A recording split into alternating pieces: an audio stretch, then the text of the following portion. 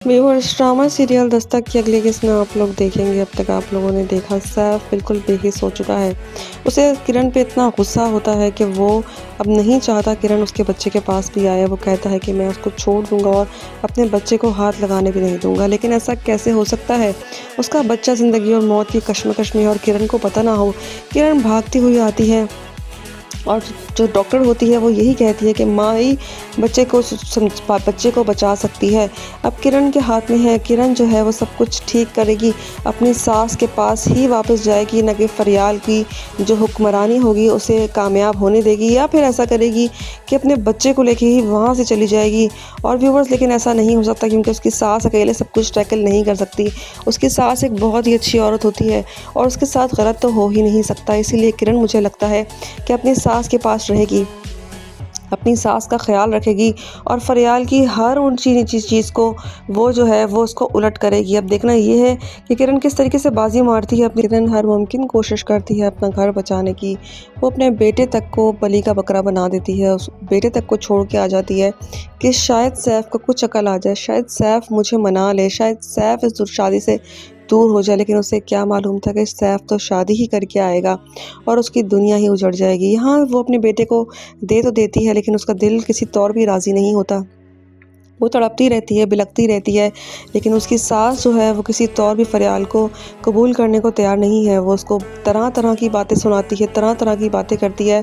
मजबूरन आती है उसकी सास किरण के पास, उसके आगे हाथ जोड़ती है और उसे कहती है अपनी जगह खाली मत छोड़ो वरना वो लड़की घर तबाह कर देगी। वो उसे किसी तौर भी लेकर आएगी, उसके बच्चे को वो ठीक करेगी और वो लेकर आएगी और फरियाल को उसके मंजिल मंसूब तक पहुंचा के ही दम लेगी अब किरण, क्योंकि वो सैफ को वार्न कर चुकी है कि मैं अब तुम्हारा घर बर्बाद करके ही दम लूँगी। अब व्यूवर्स, देखना ये है कि क्या करती है किरण।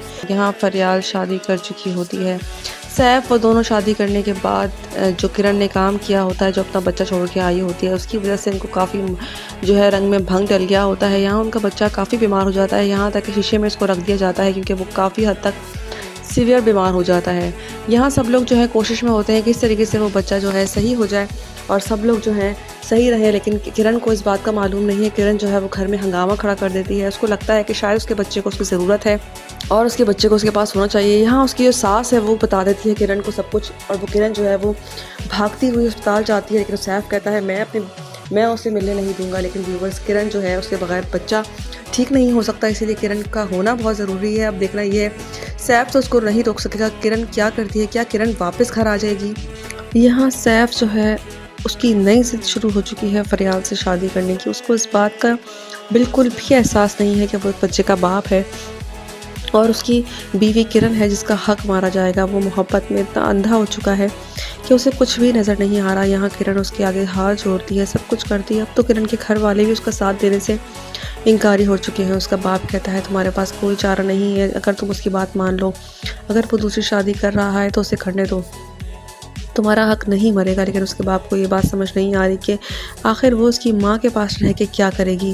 व्यूवर्स, लेकिन इस बार वो जहर का घूंट भी पी लेगी और अपने बच्चे की परवरिश करेगी। वहीं रह के सब कुछ वैसे ही रहेगा, लेकिन आगे जाके उसकी मोहब्बत जो है, जो उसकी कॉलेज ज़माने में जो लड़का उससे मोहब्बत करता था वापस आएगा और किस तरीके से उसकी मोहब्बत की शुरुआत होगी और सैफ से उसका पीछा छूटेगा। अब देखना ये है कि किस तरीके से सब कुछ होगा। इस तरीके से किरण को मानना पड़ता है। किरण हर मुमकिन कोशिश करती है अपना घर बचाने के लिए। वो पहुंच जाती है फरियाल के घर।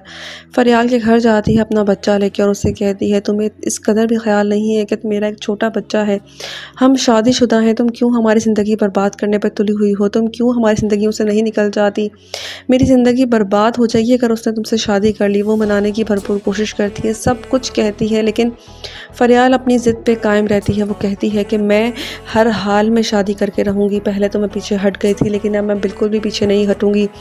मेरा ज़र्फ़ देखो कि मैं तुम्हें अपनी मोहब्बत भी बांटने को तैयार हो गई हूँ। व्यूवर्स, उसके हाथ में कुछ नहीं होता। वो उल्टे पाँव वापस चली जाती है, लेकिन अब उसकी शादी जो है वो हो जाएगी उसके साथ।